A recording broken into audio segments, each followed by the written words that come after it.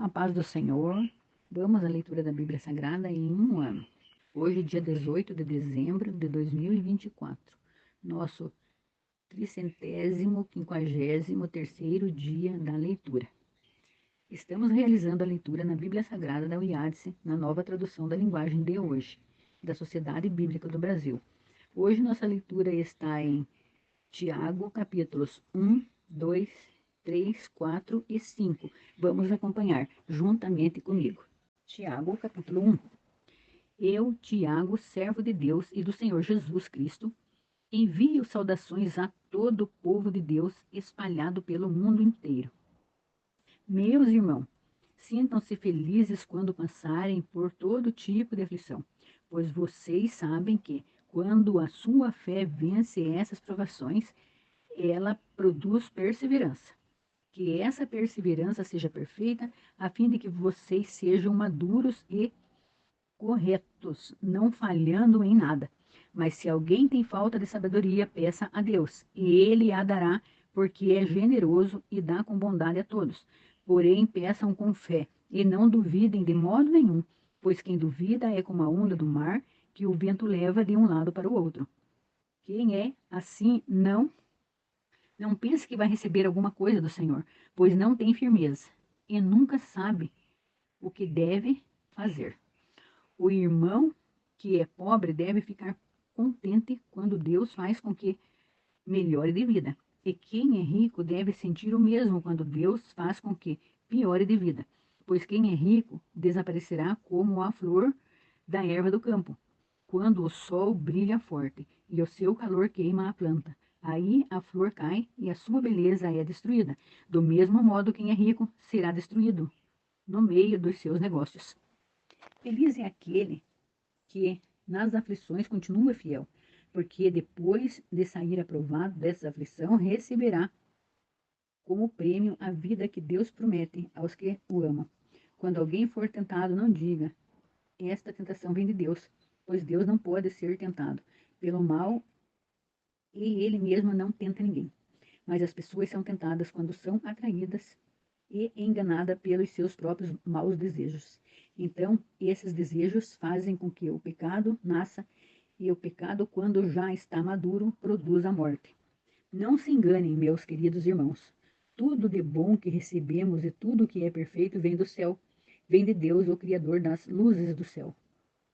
Ele não muda, nem varia de posição, o que causaria a escuridão. Pela sua própria vontade, ele fez com que nós nascêssemos por meio da palavra da verdade, a fim de ocuparmos o primeiro lugar entre todas as criaturas. Lembrem disso, meus queridos irmãos. Cada um esteja pronto para ouvir, mas demore para falar e ficar com raiva, porque a raiva humana não produz o que Deus aprova. Portanto, deixe todo o costume imoral e toda a má conduta. Aceite com humildade a mensagem que Deus planta no coração de vocês, a qual pode salvá-los. Não se enganem, não sejam apenas ouvintes dessa mensagem, mas a ponham em prática. Porque aquele que ouve a mensagem e não a põe em prática é como uma pessoa que olha no espelho e vê como é, dá uma boa olhada, depois vai embora e logo esquece a sua aparência. O Evangelho é a lei perfeita que dá liberdade às pessoas. Se alguém examina bem essa lei e não a esquece, mas a põe em prática, Deus vai abençoar tudo o que essa pessoa fizer. Alguém está pensando que é religioso? Se não souber controlar a língua, a sua religião nada vale. E ele está enganando a si mesmo. Para Deus, o Pai, a religião pura e verdadeira é esta: ajudar os órfãos e as viúvas nas suas aflições e com, não se manchar com as coisas más deste mundo. Capítulo 2 de Tiago. Meus irmãos, vocês que creem no nosso glorioso Senhor Jesus Cristo, nunca tratem as pessoas de modo diferente por causa da aparência delas. Por exemplo, entra na reunião de vocês um homem com anéis de ouro e bem vestido, e entra também outro pobre e vestindo roupas velhas. Digamos que vocês tratem melhor o que está bem vestido e dizem: esse é o melhor lugar, sente-se aqui. Mas dizem ao pobre: fique de pé, ou sente aí no chão, perto dos meus pés. Nesse caso, vocês estão fazendo diferença entre vocês mesmos e estão se baseando em maus motivos para julgar o valor dos outros. Escutem, meus queridos irmãos. Deus escolheu os pobres deste mundo para serem ricos na fé e para possuírem o reino que ele prometeu aos que o amam. No entanto, vocês desprezam os pobres. Por acaso não são os ricos que exploram vocês e os arrastam para serem julgados nos tribunais? São eles que falam mal do bom nome que Deus deu a vocês. Se vocês obedecerem à lei do reino, estarão fazendo o que devem, pois nas Escrituras Sagradas está escrito: ame aos outros como você ama a você mesmo. Mas se vocês tratam as pessoas pela aparência, estão pecando, e a lei os condena como culpados, porque quem quebra um só mandamento da lei é culpado de quebrar todos. Pois o mesmo que disse, não cometa adultério, também disse, não mate. Mesmo que você não cometa adultério, será culpado de quebrar a lei se matar. Falem e vivam como pessoas que serão julgadas pela lei que nos dá a liberdade. Quando Deus julgar, não terá misericórdia das pessoas que não tiveram misericórdia dos outros. Mas as pessoas que tiveram misericórdia dos outros não serão condenadas no dia do juízo. Meus irmãos, que adianta alguém dizer que tem fé, se ela não vier acompanhada de ações? Será que essa fé pode salvá-lo? Por exemplo, pode, pode haver irmãos ou irmãs que precisam de roupa e que não têm nada para comer? Se vocês não lhes dão o que eles precisam para viver, não adianta nada dizer que Deus os abençoe. Vistam agasalhos e comam bem. Portanto, a fé é assim. Se não vier acompanhada de ações, é coisa morta. Mas alguém poderá dizer: você tem fé? E eu tenho ações. E eu respondo: então me mostre como é possível ter fé sem que ela seja acompanhada de ações. Eu não lhes mostro a minha fé por meio das minhas ações. Você crê que há somente um Deus? Ótimo. Os demônios também creem e tremem de medo.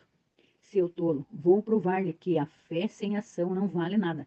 Como é que o nosso antepassado Abraão foi aceito por Deus? Foi pelo que ele fez quando ofereceu o seu filho Isaque sobre o altar. Veja como a sua fé e as suas ações agiram juntas. Por meio das suas ações, a sua fé se tornou completa. Assim aconteceu o que as Escrituras Sagradas dizem. Abraão creu em Deus e por isso Deus o aceitou. E Abraão foi chamado de amigo de Deus. Assim vocês veem que a pessoa é aceita por Deus por meio das suas ações e não somente pela fé. Foi o que aconteceu com a prostituta Raabe, quando hospedou os espiões israelitas e os ajudou a sair da cidade. Por outro caminho, Deus a aceitou pelo que ela fez. Portanto, assim como o corpo sem o espírito está morto, assim também a fé sem ações está morta. Tiago, capítulo 3. Meus irmãos, somente poucos de vocês deveriam se tornar mestres na igreja, pois vocês sabem que nós, os que ensinamos, seríamos julgados com mais rigor do que os outros. Todos nós sempre cometemos erros. Quem não comete nenhum erro no que diz é uma pessoa madura, capaz de controlar todo o seu corpo. Até a boca dos cavalos colocam um freio para que nos obedeçam. E assim fazemos com quem vão aonde queremos. Pensem no navio, grande como é empurrado por ventos fortes. Ele é guiado por um pequeno leme e vai aonde o piloto quer. É isto o que acontece com a língua. Mesmo pequena, ela se gaba de grandes coisas. Vejam como uma grande floresta pode ser incendiada por uma pequena chama. A língua é um fogo. Ela é um mundo de maldade. Ocupa o seu lugar no nosso corpo e espalha o mal em todo o nosso ser. Como o fogo que vem do próprio inferno, ela põe toda a nossa vida em chamas. O ser humano é capaz de dominar todas as criaturas e tem dominado os animais selvagens, os pássaros, os animais que se arrastam pelo chão e os peixes. Mas ninguém ainda que foi mortal e ninguém a pode controlar. Usamos a língua tanto para agradecer ao Senhor e Pai, como para amaldiçoar as pessoas que foram criadas, parecidas com Deus. Da mesma boca saem palavras tanto de agradecimento como de maldição. Meus irmãos, isso não deve ser assim. Por acaso pode a mesma fonte jorrar água doce e água amarga? Meus irmãos, por acaso pode uma figueira dar azeitonas? Ou um pé de uva dar figos? Assim também uma fonte de água salgada não pode dar água doce. Existe entre vocês alguém que seja sábio e inteligente? Pois então, que prove isso pelo seu bom comportamento e pelas suas ações, praticadas com humildade e sabedoria. Mas se no coração de vocês existe inveja, amargura e egoísmo, então não mintam contra a verdade, gabando-se de serem sábios. Essa espécie de sabedoria não vem do céu, ela é deste mundo, é da nossa natureza humana e diabólica. Pois, onde há inveja e egoísmo, há também confusão e todo tipo de coisas más. Sabedoria que vem do céu é antes de tudo pura, e é também pacífica, bondosa e amigável. Ela é cheia de misericórdia, produz uma colheita de boas ações, não trata os outros pela sua aparência e é livre de fingimento, pois a bondade é a colheita produzida pelas sementes que foram plantadas pelos que trabalham em favor da paz. Capítulo 4. De onde vêm as lutas, as brigas entre vocês? Elas vêm dos maus desejos que sempre lutam dentro de vocês. Vocês querem muitas coisas, mas, como não podem tê-las, estão prontos até para matar, a fim de consegui-las. Vocês as desejam ardentemente, mas, como não conseguem possuí-las, brigam e lutam. Não conseguem o que querem, porque não pedem a Deus. E quando pedem, não recebem, porque os seus motivos são maus.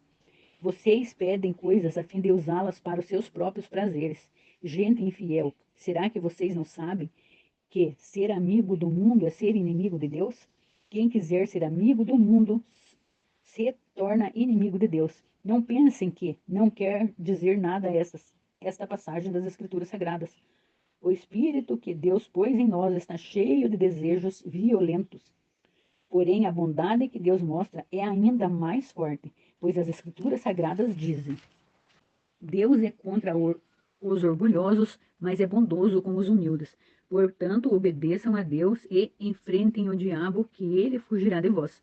Cheguem perto de Deus, que ele chegará perto de vocês. Lavem as mãos, pecadores. Limpem o coração, hipócritas. Fiquem tristes, gritem e chorem. Mudem as suas risadas em choro e a sua alegria em tristeza. Humilhem-se diante do Senhor e ele os colocará numa posição de honra. Meus irmãos, não falem mal um dos outros. Quem fala mal do seu irmão em Cristo ou julga, está falando mal da lei e julgando-a. Pois se você julga a lei, então já não é uma pessoa que obedece à lei, mas é alguém que a julga. Deus é o único que faz as leis e o único juiz. Só ele pode salvar ou destruir. Quem você pensa que é para julgar os outros? Agora escutem, vocês que dizem: hoje ou amanhã iremos a tal cidade e ali ficaremos um ano fazendo negócios e ganhando muito dinheiro. Vocês não sabem como será a sua vida amanhã, pois vocês são como uma neblina passageira, que aparece por algum tempo e logo depois desaparece. O que vocês deveriam dizer é: se Deus quiser, estaremos vivos e faremos isso ou aquilo. Porém, vocês não são orgulhosos e vivem se gabando. Todo esse orgulho é mau. Portanto, comete pecado a pessoa que sabe fazer o bem e não faz. Capítulo 5. Agora, ricos, escutem, chorem e gritem pelas desgraças que vocês vão sofrer. As suas riquezas estão podres e as suas roupas finas estão comidas pelas traças. O seu ouro e a sua prata estão cobertos de ferrugem. E essa ferrugem será testemunha contra vocês. E como fogo comerá o corpo de vocês. Nestes últimos tempos, vocês têm amontoado riquezas e não têm pago os salários das pessoas que trabalham nos seus campos. Escutem essas reclamações. Os gritos dos que trabalham nas colheitas têm chegado até os ouvidos de Deus, o Senhor Todo-Poderoso. Vocês têm tido uma vida de luxo e prazeres aqui na terra, e estão gordos como gado, pronto para o matadouro. vocês têm condenado e matado os inocentes, e eles não podem fazer nada contra vocês. Por isso, irmãos, tenham paciência até que o Senhor venha. Vejam como o lavrador espera com paciência que a sua terra dê colheitas preciosas.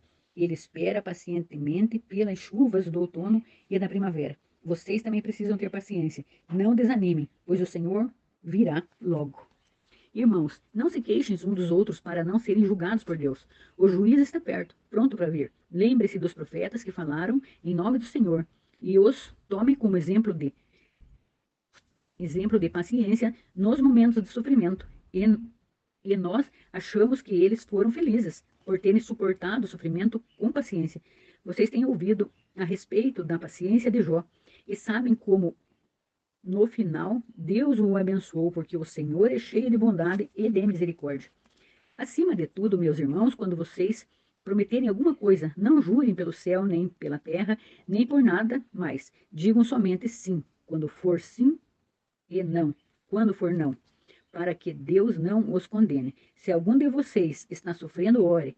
Se alguém está contente, cante hinos de agradecimento. Se algum de vocês estiver doente, que chame os presbíteros da igreja para que façam oração e ponham azeite na cabeça dessa pessoa em nome do Senhor. Essa oração feita com fé salvará pessoas doentes e o Senhor lhes dará saúde e perdoará os seus pecados que tiverem cometido.